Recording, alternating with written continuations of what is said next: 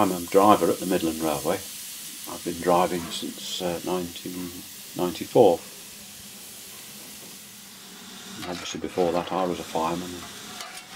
You start as the official term is a cleaner on the railway, but on the Midland Railway, for example, you start as a trainee fireman. And you have to sort of be the third man on the footplate for a period till you've learned the safety, the techniques, the skills, to be able to sort of prove to an inspector that you can do it on your own to the right standard. So it's quite a long process. You've got to know intimately where you are at any instant in time, because it could be a nice sunny day today, but you could be driving in the dark and the fog, and you can't sort of say, well, I'm not sure where I'm going. You've got to know, and that was part of the skill and teamwork of the footplate. The driver and his fireman, it was a team, not only from the physical handling of the engine and firing it to make it do what you want, but keeping a lookout to see where you're going, because the driver on a steam loco can't always see where he's going. On certain curves and some situations you're reliant on somebody on the other side of the cab to be your eyes for you. So it is very much a team effort.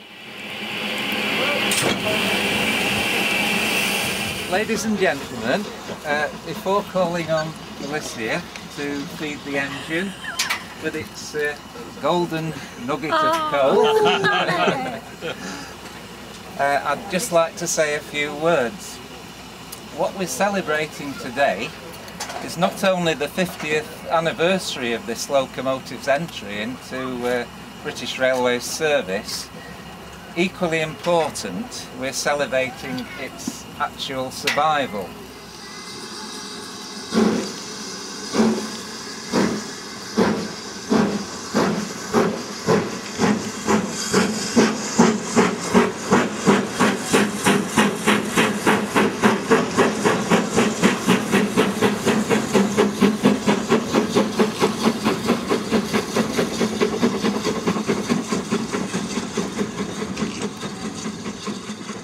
To rebuild the engine, to make it work, took 13 years.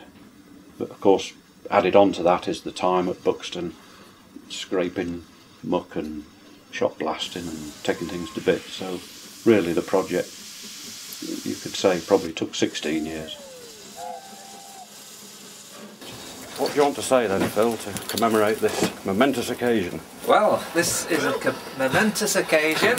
And, we know that. Hooray! The first fire goes in. Well done, as far as we know, since 1965. Yeah. Barring the tramps at Buxton. Its first shed, when it was new, was at Banbury. And at that time the railways were experiencing a period of rapid change. Heavy industry in this country was already in decline, and road transport was on the up and up, with modernisation the buzzword. The railways had to adapt, and part of the answer was their own version of a scrappage scheme. And it was on a grand scale, with thousands and thousands of locomotives going under the torch. Steam locomotives had had their day, and by good fortune 92214 was delivered to Woodham's scrapyard at Barry in South Wales, and it became one of possibly 200 to escape the cutter's torch. If British Railways had had their way, it wouldn't be here today. The last one built, number 92220, which was named Evening Star at Swindon, was completed in March 1960, and it was the very last steam engine built for British Railways. 92219 was the penultimate one. 92214 was withdrawn in August 1965, so it wasn't even 6 years old when it was withdrawn. And 92219 similarly was 5.5 or just over. Right, well I'll start us off by telling everybody it's 7 o'clock on Wednesday the 2nd of July 2003. And there's Ken looking at his shovel. And this, I'll preempt the situation by commenting that this is indeed a momentous occasion. Momentous 2. Momentous 2, it's the sequel. I did, beginning and end of it. Okay, off you go then. Right, well this is for you, Frank. Where are you? You're not here. We waited all that time.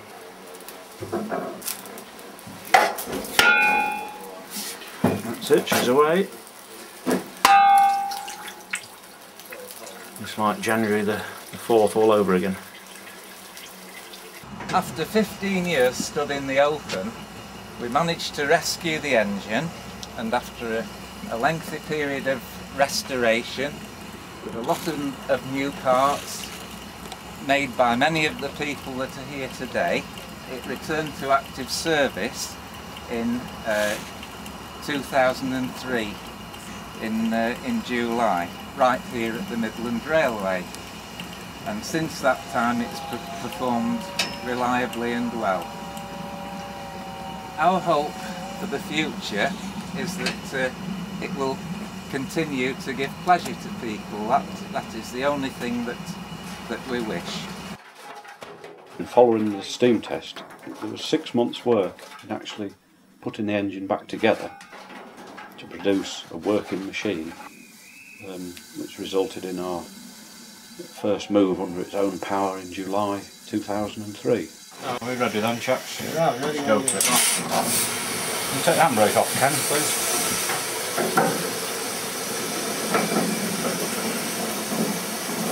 Does everybody know that we're... Right, it's off, right?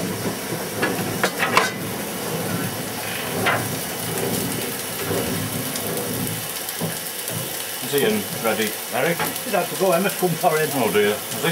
Yeah. He'll be a bit fatigued. You get mixed well, I think. Go on then, Craig. Right, let's go for it. Go in for it. Momentous Occasion 3. Yes. Starring.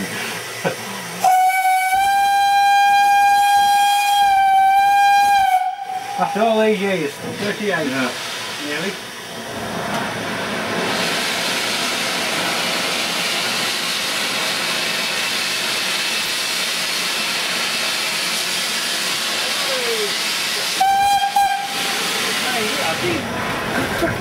Well.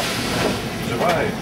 I would like to call on Felicia to place the ceremonial nugget into the firebox, and we can say that this is Momentous Occasion 4 for those in the know.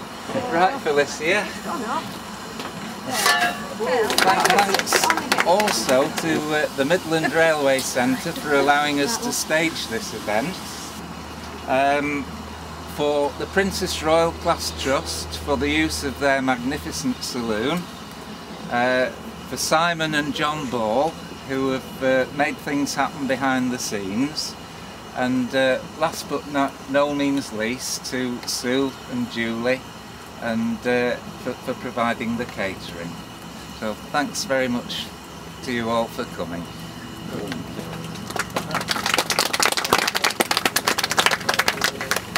I think we all sort of like the sort of engines we're familiar with from our childhood. That's the way I look at it. And I was brought up round on the Wirral in Cheshire, quite close to Birkenhead, which towards the end of steam, when I was a teenager, had a huge allocation of 9Fs. There was a lot of heavy freight in the Wirral, a lot of iron ore and steel traffic, big docks at Birkenhead.